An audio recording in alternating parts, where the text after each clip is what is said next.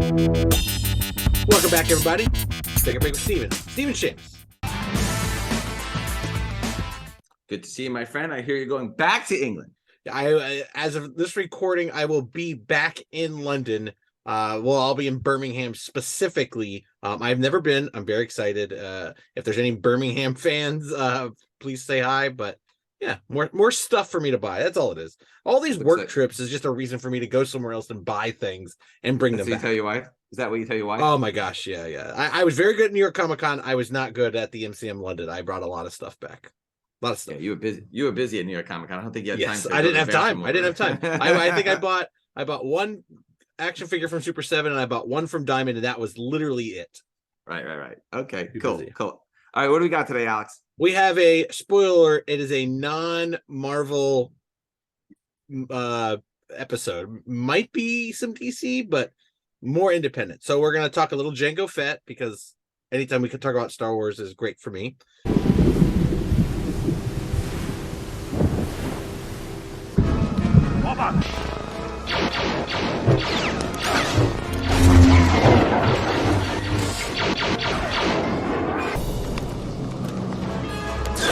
We're going to talk Mad Max Fury Road Furiosa. From the ashes of this world!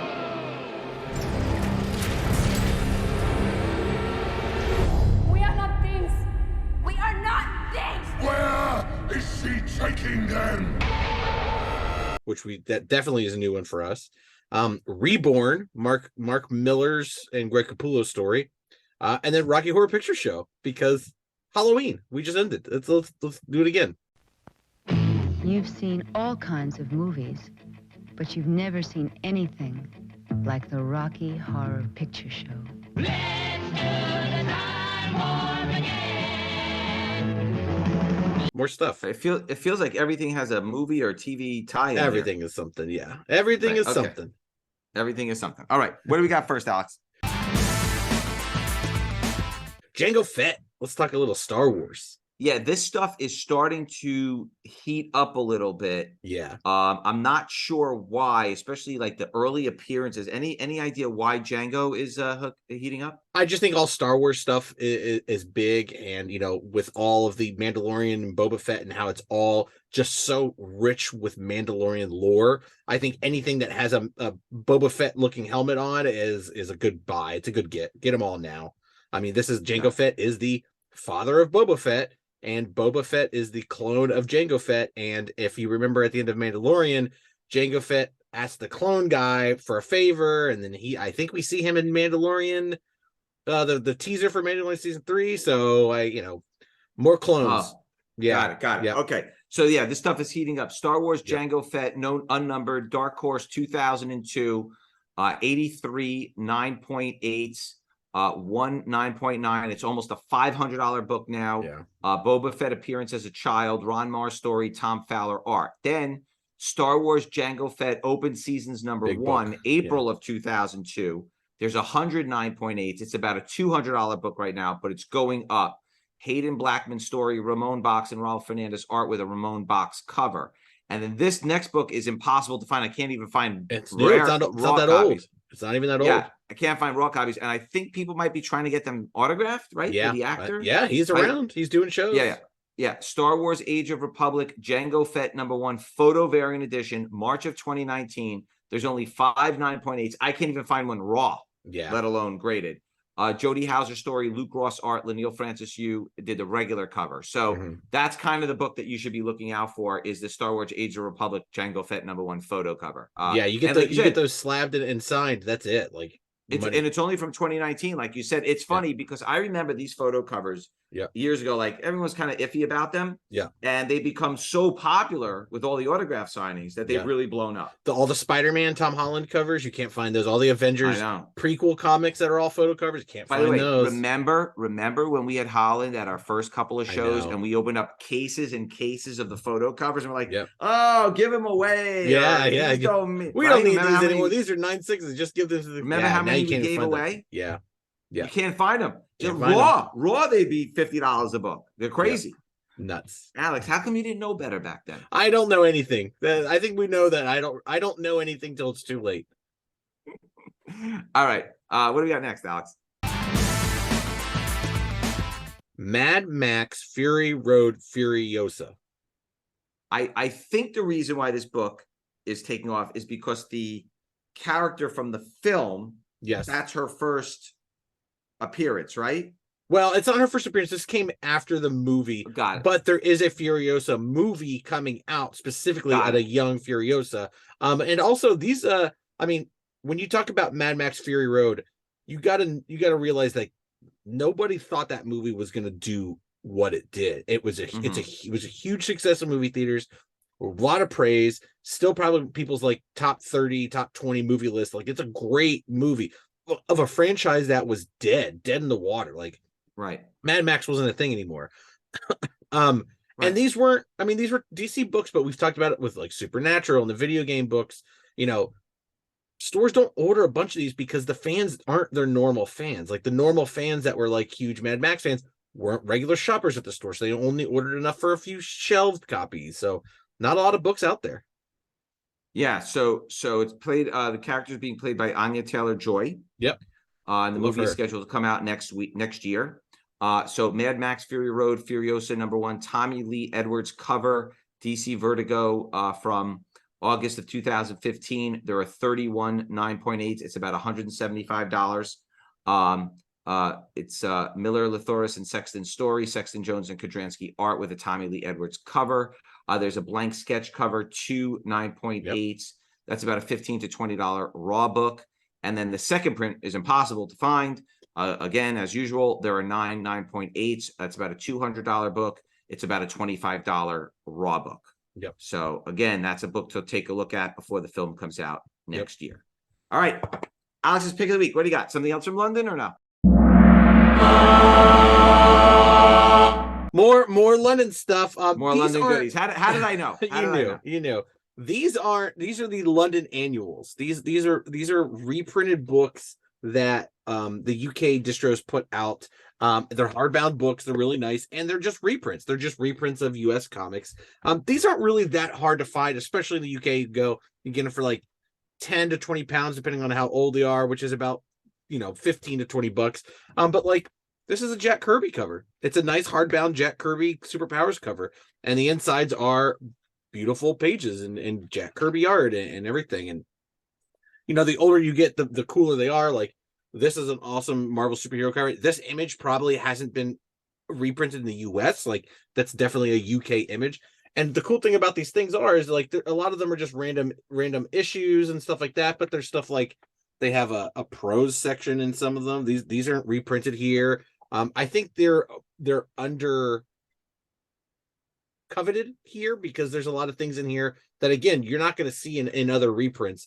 Here's another like prose story with art that you're not going to find at all. And they're nice books. They're nice books. I mean, you're going to find. I mean, there's a Neil Adams X-Men story in here. That that single issue is going to go for a lot, and it's around the same time. They're vintage books. I love the annuals, and there's a million of them out there, and having them all is going to be very hard, but they're cool. They're cool books. Well, I will say this: the Superpowers brings back a lot of memories. Right. I think it was a little bit before your time. A little bit, just a little bit. But when I was a kid, those were the figures to have. Yeah. And the coolest figure was the mail away Clark Kent. Of you course. got the mail away Clark Kent. You were the Mac Daddy. And it's funny because for whatever reason, I didn't collect the Secret Wars figures as much as I collected the Superpowers and the Star Wars 3 3/4. Now, yes, I mean, you gotta understand, I destroyed them. I mean, they were played with them. You played. I mean, didn't play with them. I destroyed them. Yeah, like arms annihilated. Yeah, annihilated them. But I will say that to this day, I'm very nostalgic when I see the McFarlane releases now on the Superpowers. Those things are beautiful. Yeah, they are beyond awesome. I wish I had like a place for them. Right. The accuracy and the style of those figures is just extraordinary. Yeah, they even did the Superman punching copter thing, the plane that punches. They're so good. Yeah, they're so great. Yeah. those figures were so phenomenal. Yeah. And again, I'm partial to it because when I was a kid, but Yeah. I really feel like the Secret Wars figures and the superpower figures from when I was a kid were the best figures ever made. Yeah, the superpowers, the box art was so bright and so iconic. Like that's why they keep going back to the well and using that for covers and reprints. Like it's, the Secret Wars toys were great, but the cover, that image of the card isn't as masterful or memorable as the superpowers. That one's Superpowers was the greatest thing ever. Okay. All right. What do we got next, Alex? Mark Miller and Greg Capullo's Reborn. Just got picked up, right? It got picked up, and Mark Miller has that Netflix money, man. Pretty much all of his stuff's going to be a Netflix thing at some point. Hopefully this one lasts a little bit longer than the other ones. But I mean, let's see what happens. I mean, Netflix is only needs more stuff. So, and it's a neat idea. It's essentially like if you die and there's heaven and hell, and people think you go to one place. This is something else. It's more of you die and you end up in this like this world, like it's not a fantasy world, but it is kind of like sci-fi fantasy where there's like a war going on, and it's everybody you've known that's died is there. So people from your past, your friends, enemies, and it's all just kind of like a giant like war, and you're trying to get through it. So it's a very interesting concept of like this is what happens when you die and what's on the other side. So we'll see if Netflix takes it off. Yeah, but so, the books, yeah, I don't even remember this coming out, really. These books are really starting to pick up. Yeah. Pick up. Okay. Reborn #1, October 2016. Greg Capullo cover A, 192 9.8s. There's actually 66 9.8 signature series. Those are about $100. Greg Capullo cover B, it's a blue cover, 37 9.8s, 32 signature series 9.8s. That's about a $60 book. Then there's the Greg Capullo 1 in 100 sketch cover C. There are 58 blue label, 31 gold label 9.8s. That's about a $100 book. Then there's the Jock cover D, 89 9.8s, 38 signature series 9.8s. That's about a $100 book. Frank Cho cover E, 66 blue label, 14 gold label 9.8s. That's about a $75 book. John Cassaday cover F, 44 blue label, 15 gold label 9.8s. That's about a $175 book. So that one seems to be the big winner so far. Blank cover G, there are 2 blue label, 10 gold label 9.8s. That's about a $5 raw book because it's just blank cover. The Greg Capullo New York Comic Con variant sketch cover I, 58 blue label, 113 gold label 9.8s. That's a $50 to $75 raw book. Raw. Wow. Could not find any CGCs for sale. Second print came out in November of 2016. $8 to $12 raw. There's only 2 9.8s. Third print came out in December of 2016. I don't remember these. Zero pop, $15 to $20 raw. Fourth print came out in January of 2017. Zero pop, $6 to $10 raw. I'd buy them now while they're cheapo, Alex. Totally. I mean, the Magic, the Magic Order books started getting high after the announcement. That's not even out yet. So yeah, now's the time. Okay, what are we closing with tonight, Alex? My favorite Tim Curry movie, The Rocky Horror Picture Show.